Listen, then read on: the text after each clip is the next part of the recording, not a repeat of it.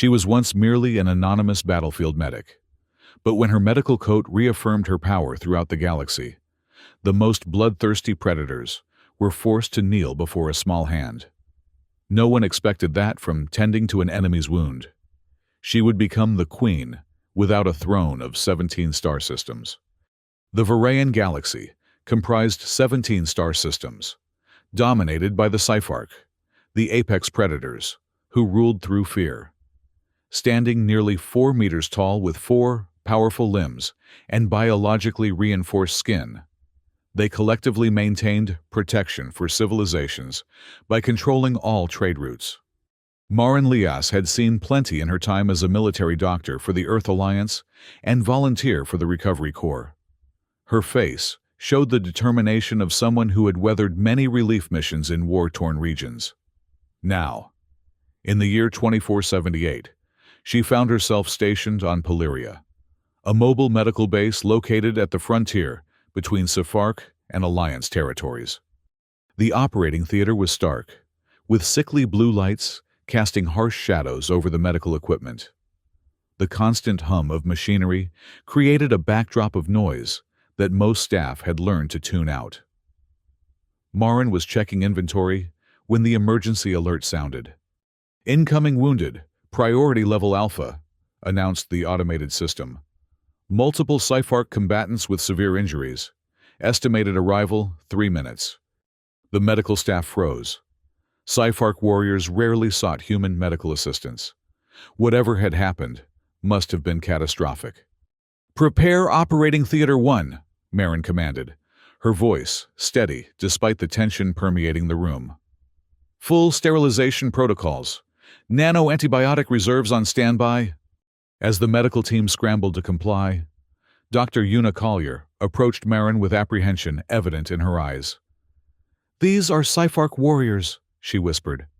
"The same ones who decimated our outpost on Terrace 4 last month. Are we really going to treat them?" Marin's gaze remained fixed on the preparation of surgical tools. "We are medical personnel, Una. Our duty is to life, regardless of species or allegiance." The bay doors slid open with a hydraulic hiss, and a contingent of Sci-Fi warriors marched in, carrying their wounded comrades. Their imposing frames seemed to fill the entire room, their scaled skin reflecting the blue surgical lights in iridescent patterns. Among the wounded was a particularly large Sci-Fi, his chest plate torn open, dark purplish blood seeping from a gaping wound. Even in his unconscious state, his presence commanded attention. "Chief Warlord Akrath," one of the warriors announced, his voice a deep rumble that seemed to vibrate through Marin's bones. "He requires immediate medical attention." The medical staff exchanged nervous glances. Akrath was the second highest-ranking Sci-Fi leader, responsible for countless raids against human settlements.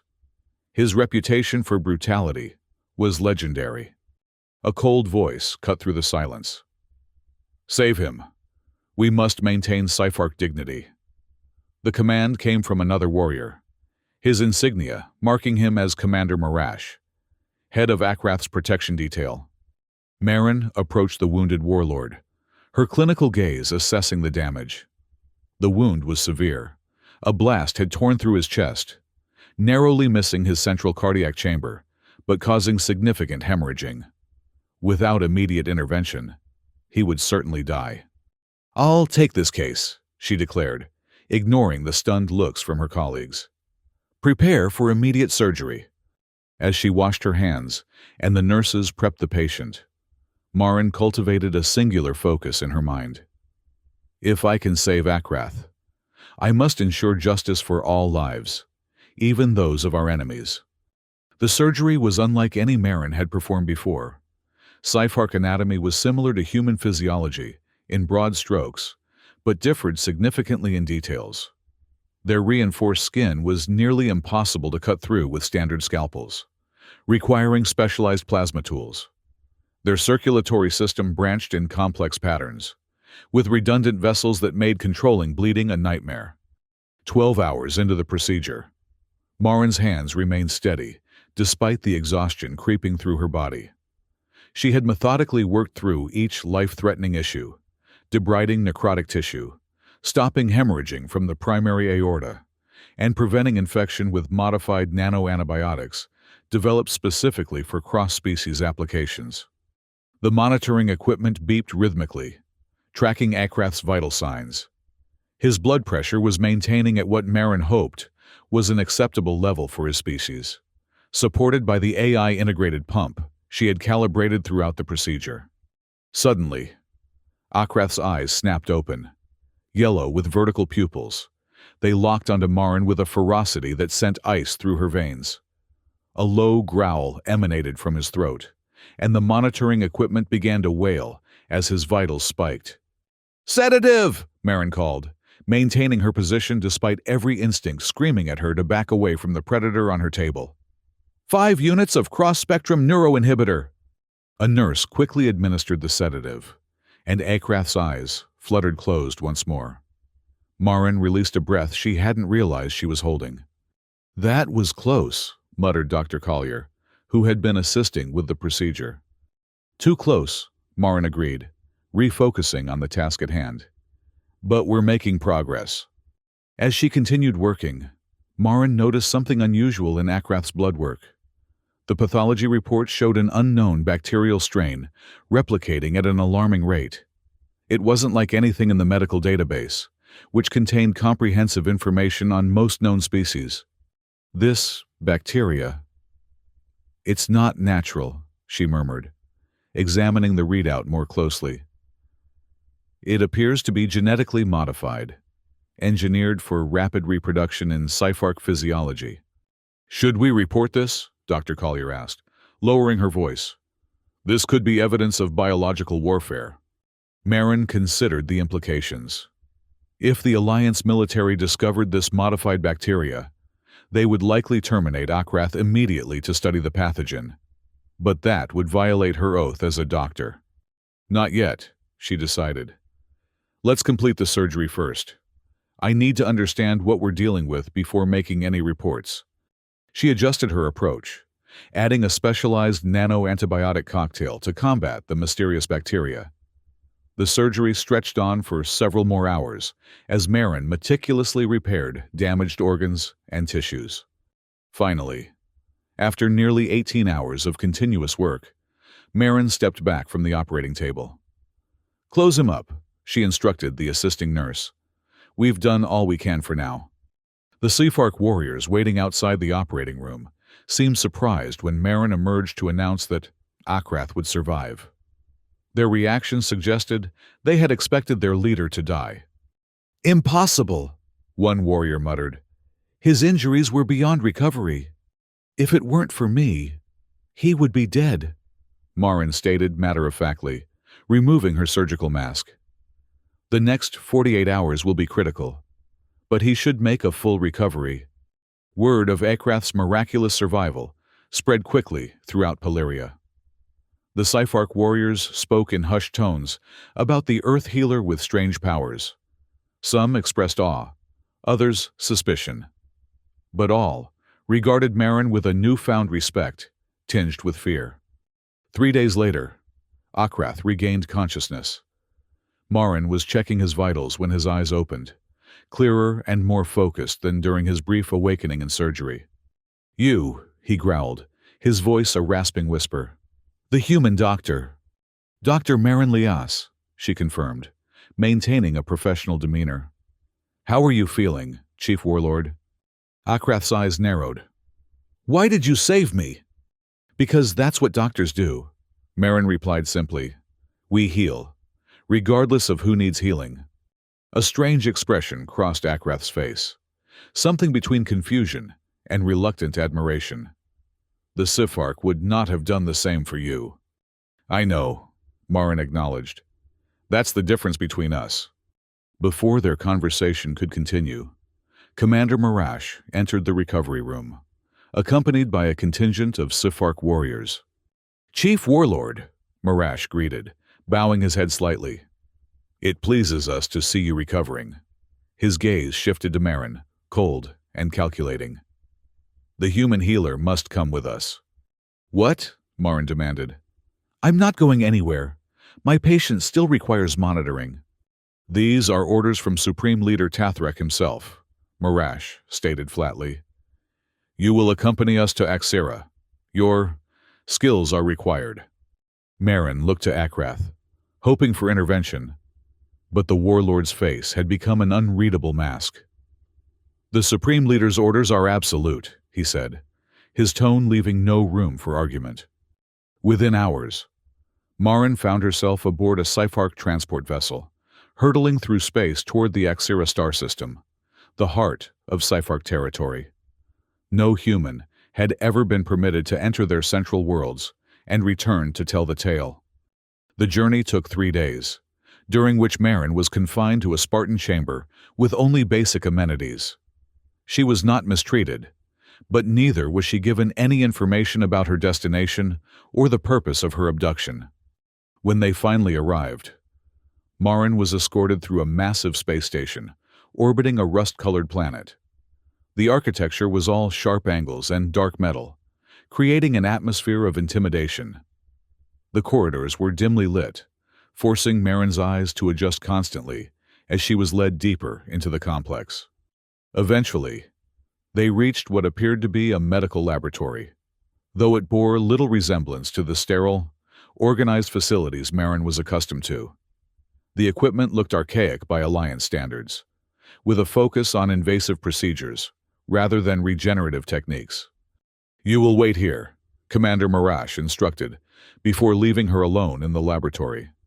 Marin took the opportunity to examine her surroundings more carefully. The laboratory contained several examination tables, fitted with restraints, various surgical implements that appeared designed for maximum pain rather than precision, and several containment units housing what looked like biological specimens. Moving closer to one of the units, Marin gasped at what she saw.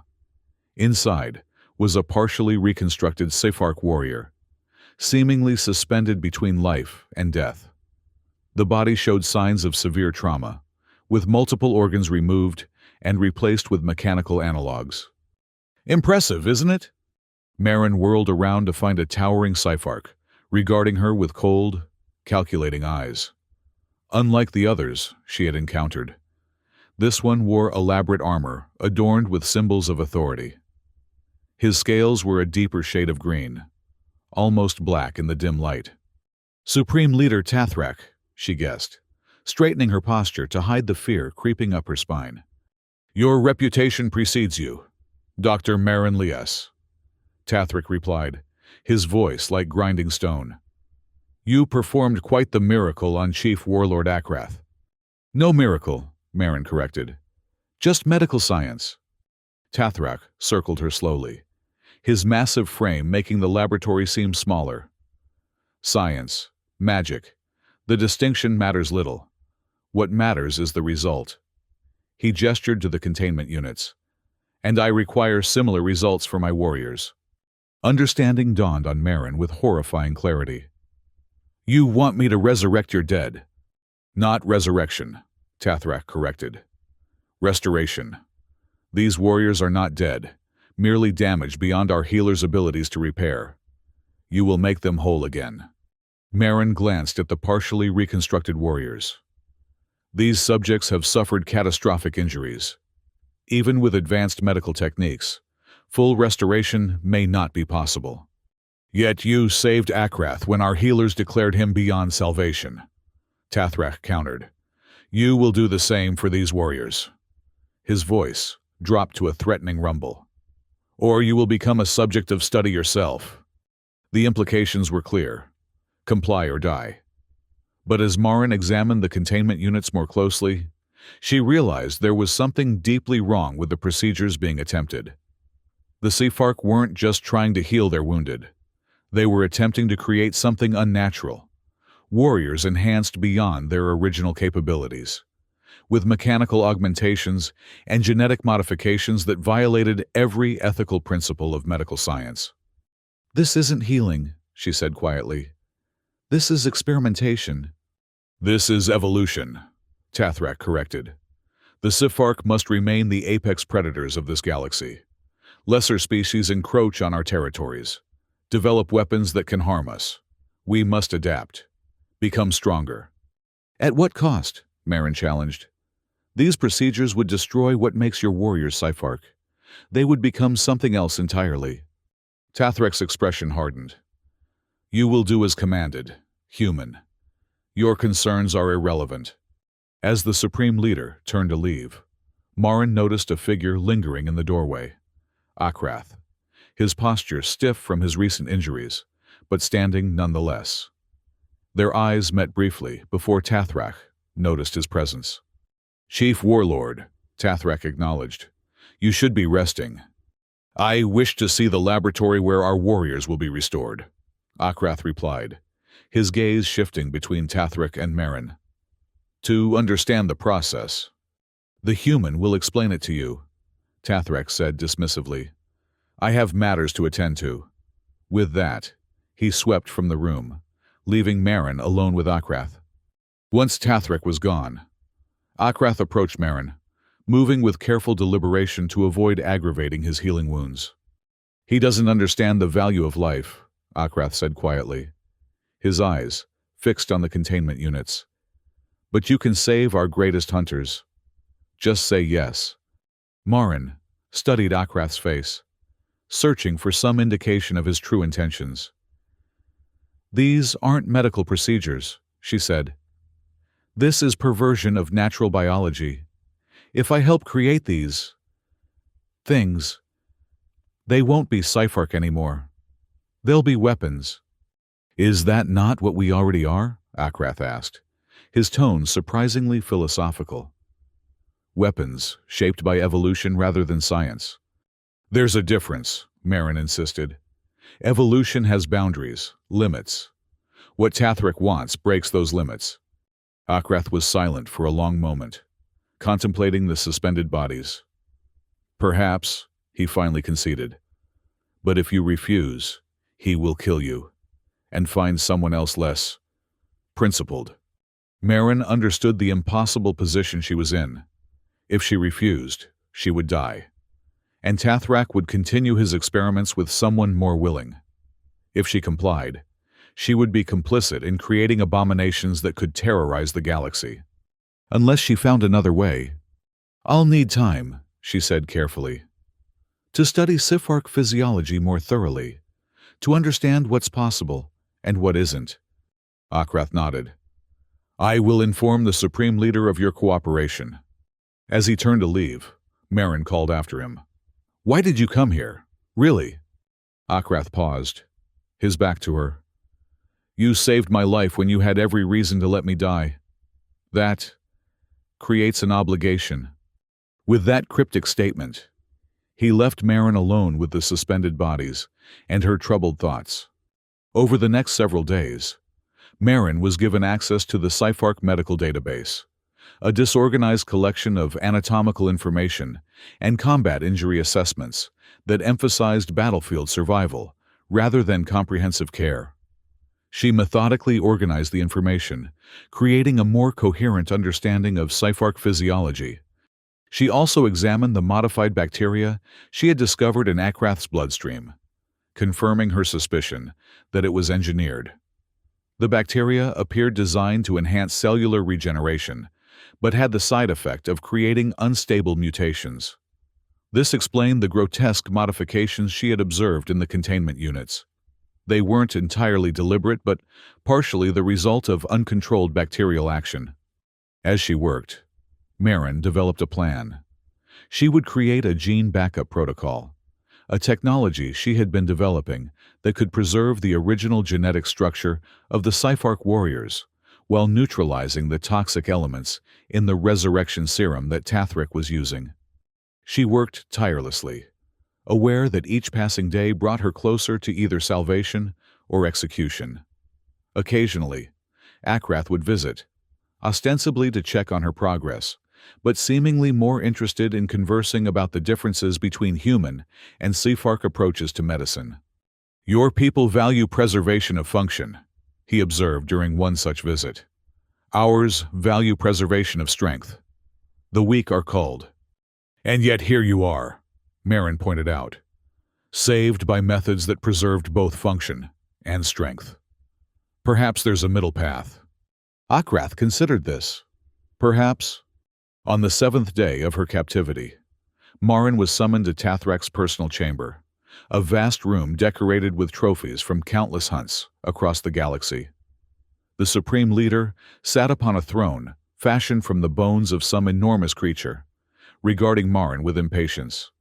"Your time for study is over," he declared. "Tomorrow, you will begin the restoration procedures on our fallen warriors." Marin took a deep breath. "I've developed a protocol that will maximize success rates while minimizing genetic degradation," she explained. "But I'll need specialized equipment not currently available in your laboratory." Tathrak's eyes narrowed. "What equipment?" "Nanosequencers, genetic stabilizers, targeted immunosuppressants," Marin listed. "Without them, the restoration process will create warriors who may appear functional initially, but will degrade rapidly." "And where would we acquire these devices?" Tathrak demanded. "I can provide specifications for your engineers," Marin offered. "They could construct approximations that would serve our purposes." It was a calculated risk. The delay would give her time to refine her true plan. Not resurrection, but genuine healing. And perhaps, if she was very lucky, a way to escape. Tathrak considered her proposal, his claws tapping rhythmically against the arm of his throne. 3 days, he finally declared. "You have 3 days while the equipment is constructed.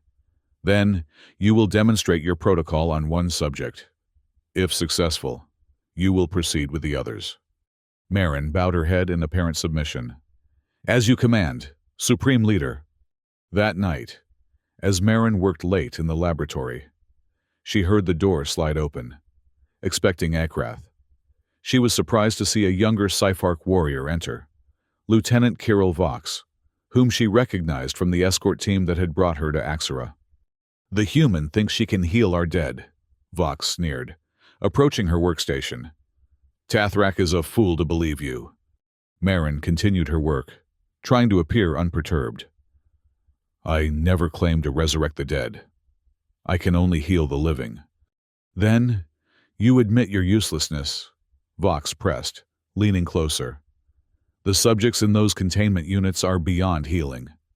"Are they?" Marin questioned, finally looking up to meet his gaze. "Have you examined them yourself? Determined that no spark of life remains?" Vox hesitated. "Our healers declared them beyond recovery." "The same healers who declared Akrath beyond recovery," Marin reminded him. "Yet he stands again." The young lieutenant seemed unsettled by this logic.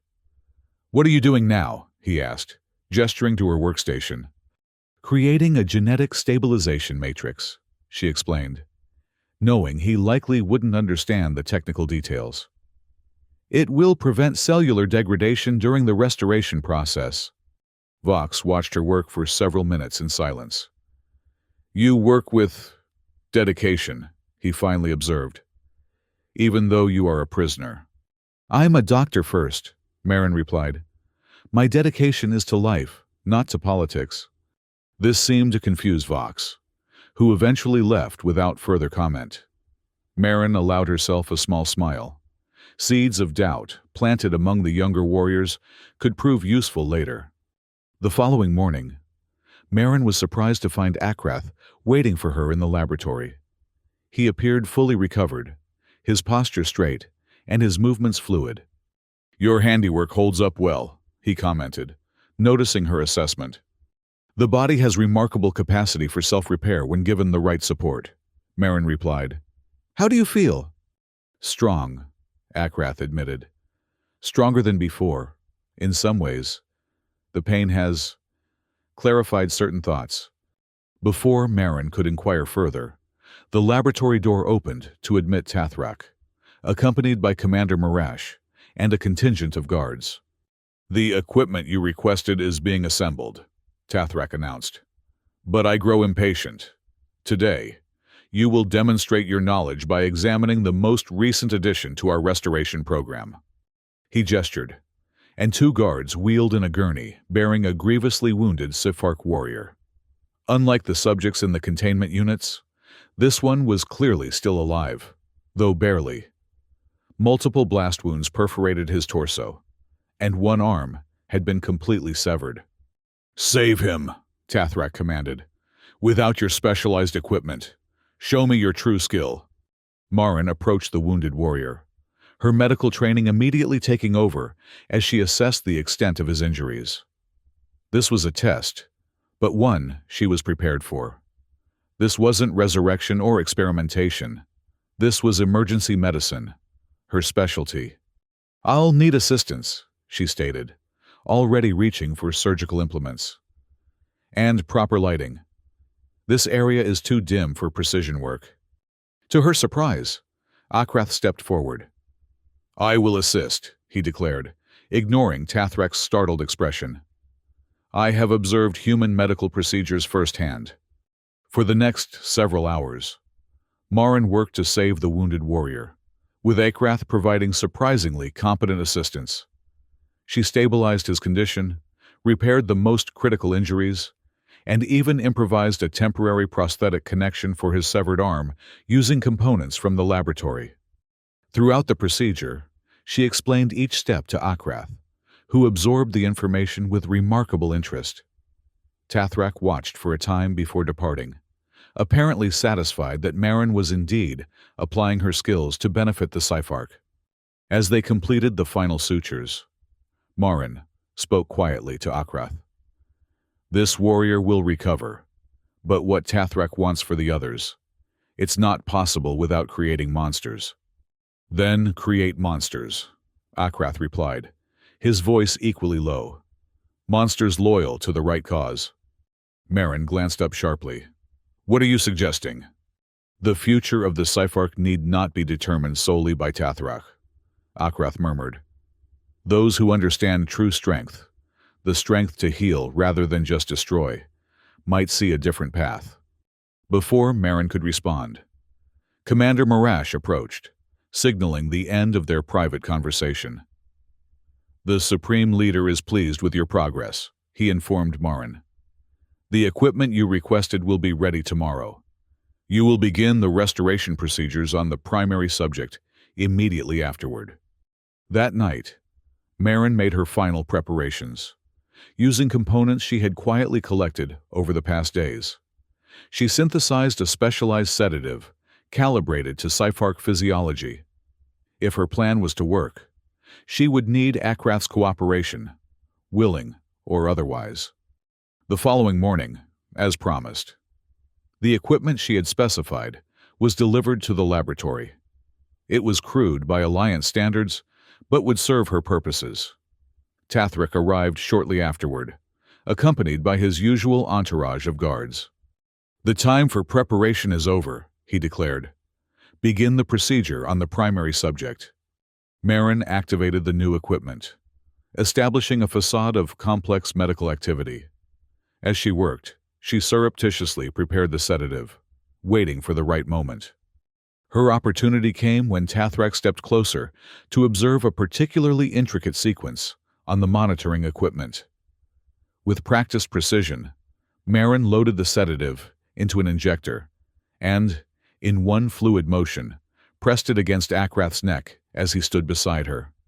The chief warlord collapsed almost instantly, the specialized compound working faster than even Marin had anticipated. The guards reacted immediately, weapons trained on her, but she raised her hands in a gesture of surrender. "He is unharmed," she assured them, "merely sedated, a necessary precaution for the next phase of the procedure." Tathrak's eyes narrowed with suspicion. "Explain." "The restoration process requires a genetic template from a living Siphark," Marin improvised. "Akrath's enhanced recovery makes him the ideal donor. The sedation prevents pain during the extraction process." It was scientific-sounding nonsense, but Tathrak's limited understanding of medical science worked in her favor. He hesitated, then nodded grudgingly. "Proceed, but be warned. If any harm comes to the chief warlord, your death will be extended over many days." Marin worked quickly, pretending to extract genetic material from Akrath, while actually administering a second compound. One that would ensure he remained sedated, but able to be rapidly revived when necessary. She then moved to the primary subject in the containment unit, making a show of complex medical procedures while actually implementing her true plan. Instead of creating the monstrous hybrid Tathrak desired, she was healing the warrior, repairing damaged tissue, eliminating the modified bacteria, and restoring natural function as much as possible. It wasn't resurrection, but rehabilitation, turning science toward preservation rather than perversion. As she worked, Marin surreptitiously accessed Akrath's personal communication device, which she had removed under the pretense of preventing interference with the medical equipment. The device contained detailed schematics of the facility, including security protocols and scheduled guard rotations, information that would prove invaluable for what came next. Hours passed as Marin continued her elaborate deception, periodically checking Akrath's condition to ensure he remained properly sedated. Finally, as the procedure neared completion, she addressed Tathrak. "The final phase must be conducted in the central chamber," she declared. "The subject requires exposure to the specific resonance frequency generated by the primary power core." It was another fabrication, but one that served her purpose. The central chamber, where Tathrak conducted the mysterious ceremonies she had glimpsed references to in the medical database, was the heart of Sci-Fi power on the station. If her plan was to succeed, that was where it needed to happen. Tathrak considered her request, then nodded. "The chamber will be prepared. You will transport the subject and complete the procedure there." As the guards prepared to move the containment unit, Marin quickly administered the revival compound to Akrath, knowing she would need his help, willing or not, for what came next. The central chamber was vast, with high ceilings and elaborate technological arrays surrounding a central platform bathed in blue-green light. Sci-Fi warriors lined the walls, standing at attention as Tathrak entered, followed by the containment unit bearing the restored warrior, and a hover gurney carrying the still unconscious Akrath. Marin positioned both Akrath and the containment unit on the central platform, feeling the weight of hundreds of predatory eyes upon her. This was the moment her plan would either succeed or fail catastrophically. "Esteemed hunters," Tathrak addressed the assembled warriors. "Today marks the beginning of a new era for the Sci-Fi. With the human's knowledge, we will transcend the limitations of flesh. Death itself will no longer claim our greatest warriors." As he spoke, Marin activated the final sequence on the containment unit. The transparent cover retracted, revealing the warrior inside, not the monstrous hybrid Tathrak had envisioned, but a healed Sci-Fi, restored to his natural state, without the grotesque modifications that had characterized previous attempts. Simultaneously, Akrath began to stir, the revival compound taking effect precisely as calculated. "What you see before you," Marin announced, her voice carrying across the chamber, "is not resurrection through mystical means. It is healing through science. This warrior lives not because of any ceremony or ritual, but because of medical knowledge, knowledge that belongs to all sentient beings." Tathrak's expression darkened with rage. "Silence the human!" he commanded. But before his guards could move, Akrath rose from the gurney, his imposing figure drawing all eyes. "She speaks truth," the chief warlord declared, his voice resonating with authority. "I stand before you because of her knowledge, not because of Tathrak's rituals." A murmur ran through the assembled warriors as Akrath continued. "The supreme leader would have you believe that strength comes only from domination, from becoming something other than Sci-Fi. But true strength lies in adaptation, in learning, in cooperation when necessary." "Treason!" Tathrak roared, drawing a ceremonial blade. "You have been corrupted by human weakness, Akrath." "I have been enlightened by human wisdom," Akrath countered. "The galaxy changes. We must change with it or perish clinging to outdated beliefs." The tension in the chamber was palpable as the two leaders faced each other. Marin watched, heart pounding, as the fate of not just her life, but potentially the entire galaxy, hung in the balance. "The human is mine," Tathrak declared, advancing toward Marin with blade raised. "Her knowledge belongs to the Sci-Fi." "Her knowledge belongs to life itself," Akrath corrected, intercepting Tathrak's advance. "And she has chosen to share it freely. That is a strength you cannot comprehend." In a sudden move that shocked even Marin, Akrath seized Tathrak's blade arm, forcing the Supreme Leader to his knees with a combination of leverage and sheer strength. "Your leadership is based on fear," Akrath stated, his voice carrying to every corner of the chamber. "But the Sci-Fi can be more than fearmongers. We can be healers as well as hunters." The assembled warriors watched in stunned silence as their Supreme Leader knelt before Akrath, disarmed and humiliated. "I challenge your right to lead," Akrath declared formally. "Not through combat alone, but through vision. The Sci-Fi require a new path, one that preserves our strength while embracing the knowledge of the galaxy." Traditional Sci-Fi law demanded that such challenges be settled through mortal combat. But Akrath had introduced an unprecedented element, the concept of vision as a qualifying factor for leadership. Tathrak, still on his knees, glared up at Akrath with murderous intent. "You would have us become subservient to lesser species, abandon our rightful place as apex predators?" "I would have us become apex learners as well as apex hunters," Akrath corrected. "Beginning with medical science."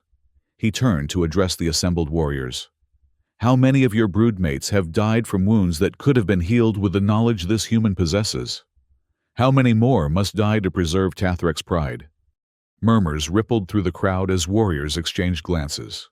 Considering Akrath's words, medical knowledge was not valued in Sci-Fi culture.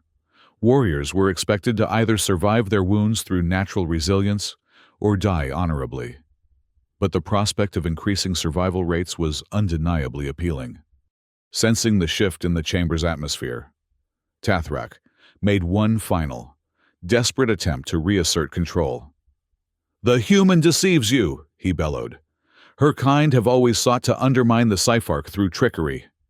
"Her kind saved my life when they could have let me die," Akrath countered. "What greater proof of honor can there be?" The chamber fell silent as the warriors considered this argument.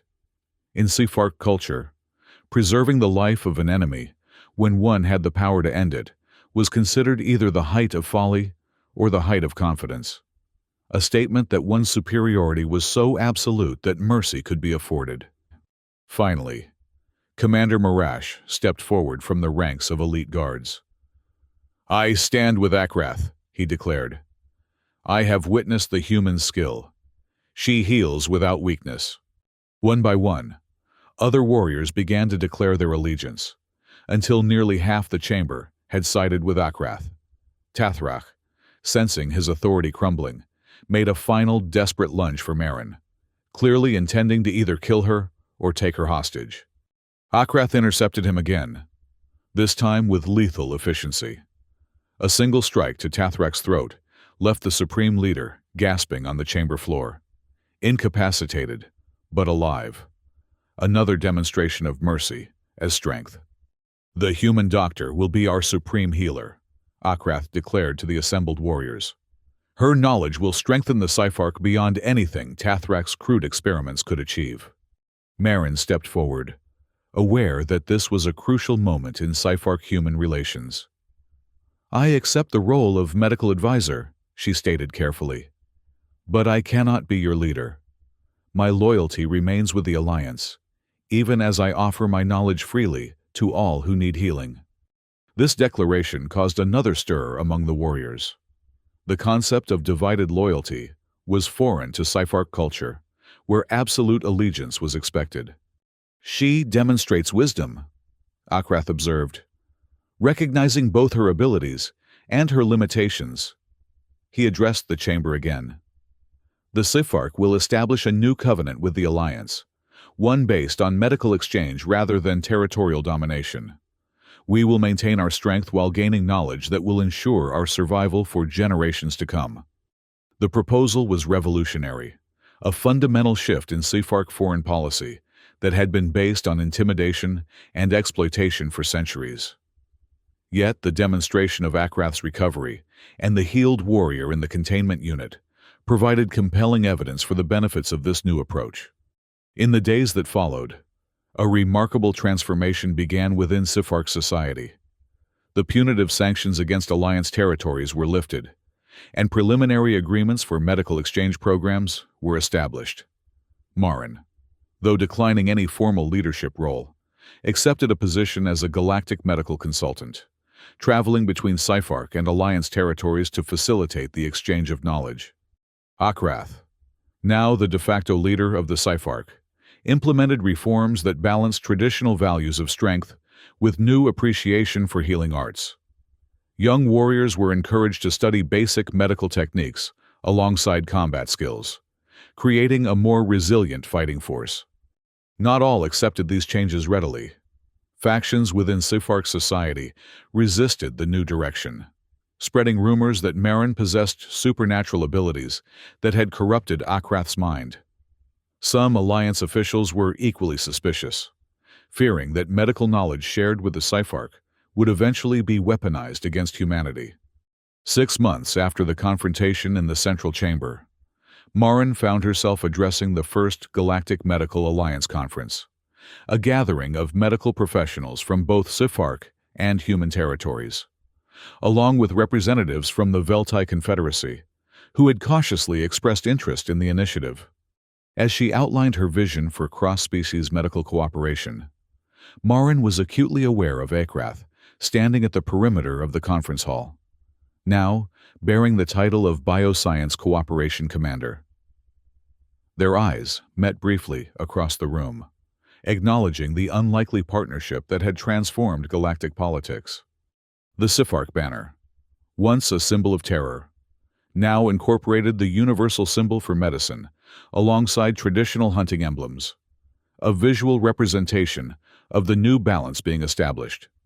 As the conference concluded, Marin stood at a viewing portal, gazing out at the stars that represented countless worlds affected by the recent changes. She knew that the healing process had only just begun. The mysterious modified bacteria she had discovered in Akrath's bloodstream could have triggered a different kind of biological crisis, one that might still lurk beneath the surface of their fragile peace. But she also believed that with continued medical cooperation, this galaxy might finally know peace, not through domination or fear, but through the shared commitment to preserving life in all its forms. Dr. Lias. Akrath's voice interrupted her contemplation as he joined her at the viewport. The Veltai representatives were impressed by your presentation. They have remarkable insights into regenerative medicine, Marin replied. Their techniques could significantly improve outcomes for both our species. Akrath nodded, his gaze fixed on the stars. When you operated on me on Polyria, did you anticipate all of this? Marin smiled slightly. I anticipated saving one life. Everything else was an unexpected complication.